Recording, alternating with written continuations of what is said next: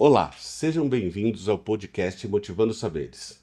Eu sou Rica Cardoso e hoje eu recebo a nossa consultora educacional, Cris. Cris, eu vou te dar esse olá e já te fazer uma pergunta. Queria que você nos cumprimentasse aí e se apresentasse, contasse um pouco da sua história antes da LT. Rica, é um prazer enorme estar aqui contigo, compartilhar um pouquinho da minha história, da nossa trajetória, vai ser uma delícia. Bom, vamos lá, Rica. Eu acredito que já nasci no meio da educação. Certamente algumas pessoas que estarão aí nos ouvindo, nos vendo, eu comecei dando aula para as minhas bonecas. Entendi. Eu, na verdade, tinha uma paixão pelos professores e essa paixão até hoje, me tornei professora e até hoje eu falo que eu sou uma defensora da categoria porque realmente, de verdade, os professores são capazes de transformar uma sociedade. Né? Se tem um físico ou um médico com alguma grande descoberta, isso antecede porque ele aprendeu com alguém, né? Então, até como descobrir o mundo educacional e aprender. Eu acho que essa é uma grande alegria do professor, né? Essa motivação também de saber que o que ele está fazendo ali vai ecoar na sociedade com o futuro.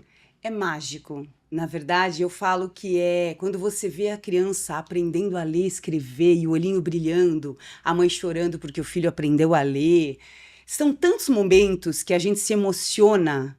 É cheio de nuances, né? Muitos sentimentos e sensações.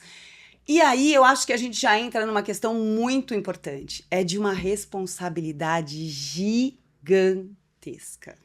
Porque está trabalhando ali numa idade da formação do caráter.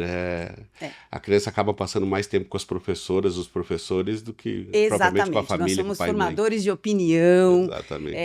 Psicólogos, e na verdade é o que eu falo. Hoje eu sou uma grande defensora porque realmente são muitas responsabilidades. O professor ser professor é uma profissão que exige estudo, dedicação, comprometimento, reflexão. Então, eu acho que eu escolhi isso desde cedo e passei minha vida em busca de me tornar cada vez mais uma profissional, porque é isso, né? O professor precisa ser reconhecido como um grande profissional. Então tá, mas antes de entrar nessa fase sua aqui dentro da LT, você tem tua fase, que daí eu falo que o escritor, a fase dele é eterna, né? Ele pode não estar na hora transcrevendo, mas ele está prestando atenção nas histórias que acontecem em volta o tempo todo. Você é uma grande escritora. Muito obrigada. Então eu queria que você falasse um pouco como você transitou de professora a escritora, de escritora a consultora educacional, e daí sua vinda para a LT. Perfeito. Bom, na verdade, eu fiz o antigo magistério, então desde os meus 14 anos eu já estava imersa na escola, agora do outro lado, auxiliando os professores, trabalhando em docência. Eu entrei na Universidade de São Paulo aos 16 anos, muitos brincam, né? Nossa, você era um bebê quando entrou na USP. E muito engajada com pesquisa. A pesquisa me move, eu gosto de investigar, eu gosto... E eu recebi 2 presentes na USP que foram, assim, transformadores. O primeiro deles, Rica, eu fui convidada aos 17 anos para participar do Instituto Paulo Freire. Maravilhoso.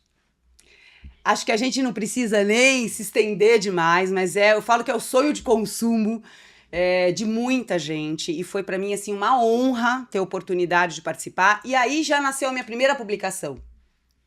Nós estávamos participando de um projeto grande em São Paulo, que é a implementação dos CEUs, Centros Educacionais Unificados, grandes complexos, e nós fizemos uma publicação institucional, e eu tive o privilégio de participar na escrita desse material, e eu digo que foi a primeira grande publicação. E ela tinha, Rica, ela tem um tema muito relevante, que é educação com qualidade social. Interessante. E isso já é uma motivação enorme, é transformar a educação pública do nosso país. Eu sou filha da escola pública, da educação infantil à universidade, então realmente esse passo foi muito importante. E o segundo presente, eu me tornei brinquedista. Não é muito conhecido, mas na verdade a gente tem dentro da Universidade de São Paulo um grupo de pesquisa muito forte que estuda a ludicidade e a importância do brincar. Não só na escola, a gente tem brinquedotecas hospitalares, a gente Entendi. tem brinquedotecas em casas de acolhimento. Então, na verdade, é o brincar como uma ferramenta potente, poderosa de aprendizagem e de ressignificação de olhares, enfim. E acabei me especializando em alfabetização e letramento por conta do Instituto Paulo Freire, por conta de toda a minha trajetória na educação infantil. Aos 20 anos, quando eu me formei, continuei estudando, mas eu abri uma escola, fui mantenedora de escola aos 20 anos de idade e sempre muito desejante de atuar na transformação. Eu falo que eu transgredia, eu era sempre aquela que cutucava, olha, isso tá certo, será que não pode ser melhor? Será que aqui a gente não tem como modificar? Então isso é uma das questões que me levou à escrita. Eu tenho como depoimento que os melhores professores que eu tive, eu falo que eles foram provocadores. Exato. Que antes de decorar você tem que entender e até discordar. E provocar essa discordância me ajudou muito a aprender e me trazer com essa personalidade a ir para a publicidade, porque Uhum. a publicidade, para você criar, você tem que provocar a tua mente, tua ideia. Então, eu acho que o professor teve muita influência na minha vida nesse sentido, né? Os professores são, no bom sentido, os provocadores para você querer aprender, né? Para você gostar de ler. Aprender a ler é uma fase da vida, interpretar o que você leu Uhum. é outra fase da Uhum. tua vida. Uhum. Então, acho que está muito na mão dos professores de como eles conduzem isso. Por isso que eu falei, é na hora da formação do caráter que você está ali, então tem um jeito de aprender. Isso é desafiador. Mas eu queria te entrar no assunto. Estou aqui Pois vendo que não. você trouxe, a meu pedido, um dos seus livros. Sim. Essa vinda para a LT, e depois a gente vai avançar nisso, falar do mercado educacional brasileiro. A LT é uma editora que se especializou com projetos de educação para municípios e estado, enfim, para a escola pública brasileira, com uma responsabilidade cobrada pelo nosso presidente, que ele falou assim, não, tudo que a gente fizer aqui, a gente vai fazer pensando lá no nosso cliente final, que é um tripé ali, o professor, o aluno e a família do Exato. aluno, né? A gente colocar na sociedade alguém mais bem preparado. Uhum. Então eu queria que você falasse um pouco do Peripécias, Ai, que já é um xodó aqui na LT, sim. e também falar um pouco dessa tua consultoria. Uhum. Vamos lá. Primeiro me falar desse bebê novo. Ai, bom, na verdade eu digo que ele é a materialização de um sonho, Rica. Eu recebi uma provocação há alguns anos atrás de pensar materiais estruturados para a educação infantil. E eu sou uma brinquedista, uma grande defensora do brincar.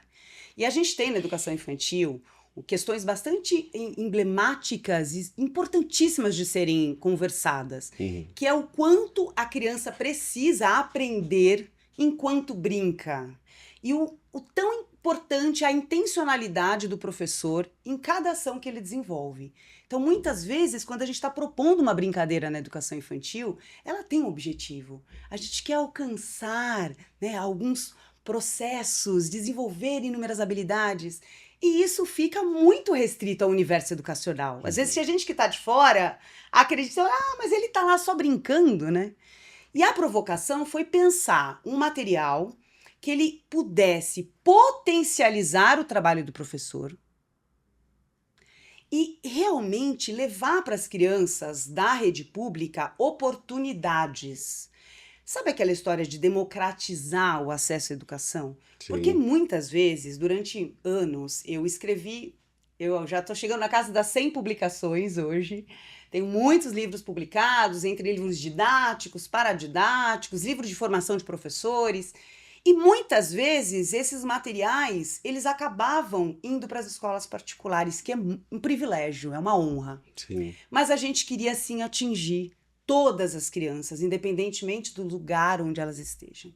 E quando eu recebi essa provocação de pensar um material para a escola pública que potencializasse o trabalho do professor, que levasse para as crianças a oportunidade de materiais com altíssima qualidade gráfica, com provocações, como você disse, provocações que vão fazer as crianças desenvolverem, às vezes, habilidades que estão adormecidas. E foi aí que nasceu Peripécias. Peripécias tem uma série, depois a gente pode mergulhar nesse universo, mas ele tem uma série de elementos que foram cuidadosamente pensados para preparar esse universo da aprendizagem na educação infantil. Então, desde a gente pensar em obras de arte produzidas por grandes profissionais que levassem toda a questão estética para as crianças, desde muito cedo, diferentes gêneros textuais, cantigas do Nordeste, a gente tem a lenda de Curitiba, da Gralha Azul, a gente tem lendas do Rio São Francisco, a gente fala sobre o boto, a gente apresenta a palafita, a gente fala dos povos indígenas, a gente fala de diversidade. E a gente apresenta isso de uma forma brincante. Eu acho que também é uma forma do Brasil se conhecer. Como a gente mora num país continental, às vezes não está na nossa realidade quem está no sul, conhecer as lendas do Rio São Francisco. Eu acho que isso pelas crianças e pelos nossos alunos vai ser um grande ganho para o nosso país. É isso que a gente vem falando e o que o Jean fala. O que a gente melhora? Como essa criança sai melhor conhecendo o país, né? Num mundo tão globalizado, a gente tem que se autoconhecer, né? A gente tem que conhecer o Brasil para daí conhecer o mundo, senão a gente dá um passo... eu falo que pula um andar. A gente vai pular um andar porque a gente, não, eu quero viajar e conhecer o mundo. Tá, mas você já conhece o teu país? Sim, a riqueza. Então, às vezes, eu brinco que a gente tá na contramão. E daí eu tô como depoimento.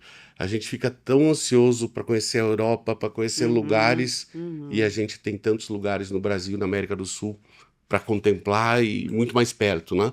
Então, acho que tudo ajuda. Se a gente começa a provocar essa criança a conhecer o próprio Brasil, acho que a gente vai ter um jovem melhor, um cidadão melhor lá na ponta. E tem um outro ponto, Rica, muito importante a partir do que você diz. Ele precisa se reconhecer. Sim. Ele precisa... A gente tem uma riqueza enorme dentro de casa. Então, são crianças que escutam histórias das famílias, são crianças que estão andando na rua e encontram um rio maravilhoso, ou às vezes um rio poluído. E ter essas realidades, ter essas tradições, esses costumes materializado no livro, é como se eu estivesse empoderando essa família. É como se eu estivesse reconhecendo que aquela história que ela escuta em casa e que às vezes ela não viu no livro, porque às vezes a gente tem uma grande diversidade de publicações maravilhosas, mas muitas vezes elas não chegam para as crianças. Então, a ideia era fazer com que ela se reconhecesse nesse material, que ela percebesse o quão importante ela é, a cultura do seu povo o quanto a gente tem em outros lugares, outras realidades. Então, é esse movimento de conexões. Acho maravilhoso. Eu ia falar que ele vai ser um sucesso, não, porque ele já é um sucesso, né? Mas assim, a gente vai ter a oportunidade de falar só sobre ele, porque a gente vai ficar horas falando sobre ele também, sobre produtos. E a gente vem, com a tua vinda para a LT, a gente ganhou essa consultoria educacional sua, que eu acho importantíssimo. A gente está muito atualizado sobre educação, sobre os novos mercados. Eu falei um pouco com o Marco sobre os novos mercados, sobre os novos produtos. E eu queria que você desse para a gente, saindo agora, falando de um mercado mais amplo e grandioso, a gente vivendo num país continental, como você enxerga a educação nesse momento de transformação, de tecnologia, e a gente falando de inclusão, de produtos e projetos inclusivos. A gente tem aqui o socioemocional em desenvolvimento. Me dá um pouco dessa visão globalizada, mas nacionalizada da nossa educação. Hoje a gente está percebendo um movimento muito grande dentro das unidades escolares, isso independentemente da educação pública ou da rede privada. A gente tem, com este crescimento, né, e eu digo amadurecimento, até legal, falando de legislação, onde a escola deve se tornar cada vez mais inclusiva e o debate enorme acerca da inclusão, o que é uma efetiva, né? Uma inclusão efetiva dentro da escola e o quanto a gente tem nuances que precisam ser discutidas, pensadas. Estar hoje na consultoria de uma grande editora é, de novo, de uma grande responsabilidade, porque a gente pode, de certa forma, contribuir, levando para dentro da escola, nos nossos livros, nas nossas formações de professores, nas nossas implementações. Então, só para você ter uma ideia, na Base Nacional a gente fala sobre educação integral. E o que na verdade, quer se alcançar com isso? Antes a gente olhava só para a cognição. Então, se a gente estava triste, se a gente estava com questões, se a gente tinha uma dificuldade, isso era secundário.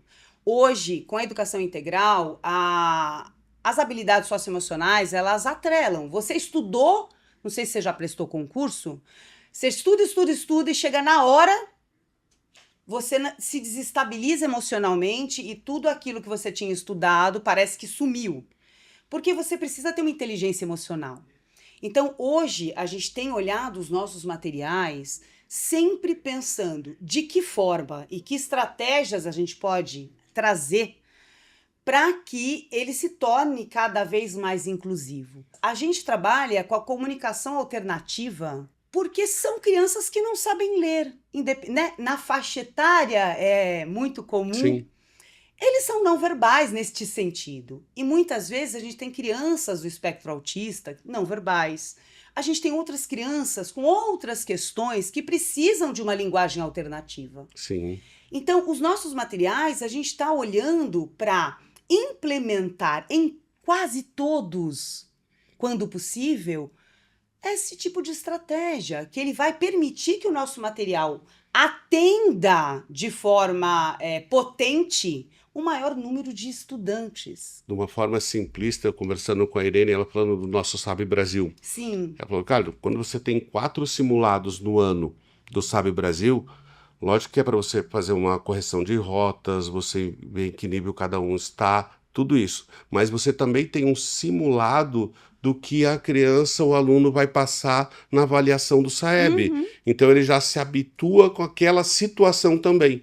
Porque ela falou que tem casos que o aluno é muito bom aluno, ele tem muito bons resultados, mas na avaliação do SAEB é um professor que ele nunca viu, é uma metodologia que ele nunca viu, é o gabarito que ele não sabe transcrever para o gabarito o que ele já aprendeu. Uhum. Então também ajuda ele de uma maneira socioemocional, dessas habilidades para ele aprender a lidar com uma situação diferente, de uma maneira simplista. E olha só, a LT trabalha com coleções, né? Então, diferente de uma editora de literatura que você tem...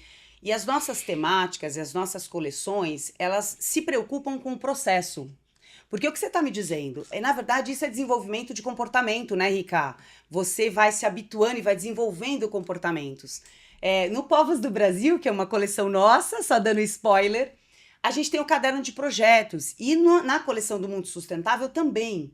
E na metodologia de projetos, Rica, você vai desenvolvendo etapas de uma forma permanente e elas começam a desenvolver estruturas mentais e você vai olhando o mundo e as diferentes estruturas já com este processo desenvolvido.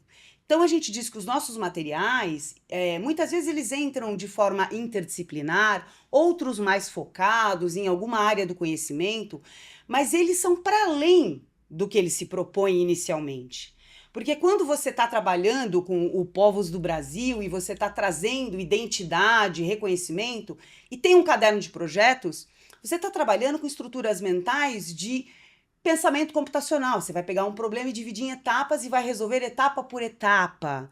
Você está tendo procedimentos que vão ajudar na língua portuguesa, que vão ajudar numa situação cotidiana que você precisa resolver. Exatamente. Então, olhando, quando você diz, esse processo de consultoria, ele vem neste lugar de olhar para tudo que a gente tem de incrível, olhar para o quanto a escola e o professor precisa de contribuições para que de verdade ele tenha efetividade no tempo que ele está com as crianças. Te completando, é uma coisa que eu acho muito interessante, e daí te dando um depoimento como distribuidor. A gente acompanha a implementação do projeto, né? O distribuidor vai fazer a parte comercial, a LT traz sempre, e é uma coisa que o Marco e o Jean sempre colocaram para o distribuidor. Não esquece, você não é pedagogo. Você, então, quando você vai fazer uma apresentação de material, tenho interesse? Tenho. Então, a equipe nossa pedagógica avança e vai fazer a apresentação pedagógica desse material. Isso é uma coisa para a gente que é muito interessante. E a segunda etapa é o que você vem falando. A LT vem fazendo um acompanhamento dessa implementação com o pedagógico do município ou do estado em tempo... eu brinco lá com o Marco e falo assim, não, a gente fala toda semana com todos os municípios que a gente tem projeto e não fala com o município só quando tem um problema. Não. Quando tem que fazer um ajuste. A gente fala com ele o tempo todo porque a gente está aqui para atender e ajudar, e qualquer dificuldade que o professor tiver, a gente tem uma equipe para dar suporte. Aí vem você para dar apoio para nossa equipe. E, na verdade, a escuta é muito importante, né, Rica? E eu me tornei consultora, e aí falando, eu trabalhei muitos anos na formação de professores, e as minhas primeiras publicações, Rica, só para você entender, elas surgiram de um incômodo. Então, eu fui estudar matemática, eu sou da área, né, ou seja, fiz a formação em pedagogia, especialização em alfabetização e letramento, e quando eu fui lecionar para turminhas ali de 4º e 5º anos, eu percebi que eu precisava aprender matemática, porque curricularmente a pedagogia, toda a minha trajetória não me levava para esse lugar. Então, eu incomodada fui estudar matemática porque eu não me sentia preparada para contribuir com os meus estudantes. Me apaixonei, fiz mestrado, doutorado em educação matemática, só que eu estudo matemática emocional. Porque antes de a criança aprender matemática, ela tem que querer e desejar aprender matemática. E eu escutava, eu não gosto, eu não sei, eu não quero, é difícil. E escutava isso dos meus pares, dos meus colegas pedagogos. E aí eu desenvolvi um livro de literatura chamado Problemas Monstruosos que trazia esse universo literário para ensinar matemática. Maravilhoso. Então, todos os materiais, eles vêm da escuta. O que a gente pode, que a gente está vendo que é uma necessidade do professor? O que a gente está vendo que hoje está sendo discutido? De que forma, do lado de cá, a gente consegue unir a nossa equipe incrível, multidisciplinar, de especialistas, para desenvolver produtos e processos, para contribuir, fazer a nossa parte. Né? Então, eu acho que é um pouco deste lugar que eu venho. Cris, quero te agradecer, a gente tem que terminar. Eu falei, aqui a gente fica 2 horas, 3 horas conversando fácil. Nós vamos ter vários outros momentos, eu vou te pedir e te convidar para vir aqui para a gente falar, trazer convidados juntos, enfim, nos provocar com o que a gente pode ajudar na implementação dos nossos projetos e o que a gente pensa lá no final para essas crianças, alunos e para as famílias brasileiras. Muito obrigado. Eu vou te pedir para deixar aqui uma mensagem para a gente e para a família LT com o meu boas-vindas e até logo, Cris. Bom, Rica, eu tô assim, até emocionada, feliz demais. Pode chamar quando quiser, eu brinco, eu sou facinho. E dizer que é uma honra. Eu comecei vindo com essa provocação de me tornar autora na LT, fui me esparramando, fui sendo acolhida. Então, acho que isso, quando você fala do Jean e de toda essa equipe, o acolhimento, né? E a oportunidade de, junto, pensar, refletir, repensar. Então, eu já me senti em casa. Tô feliz demais. Só agradecer, né, Rica? E dizer que a gente tá junto nesse processo e que a gente não vai desistir. A gente vai continuar ali firme e forte, levando o que a gente vê que pode ser transformador.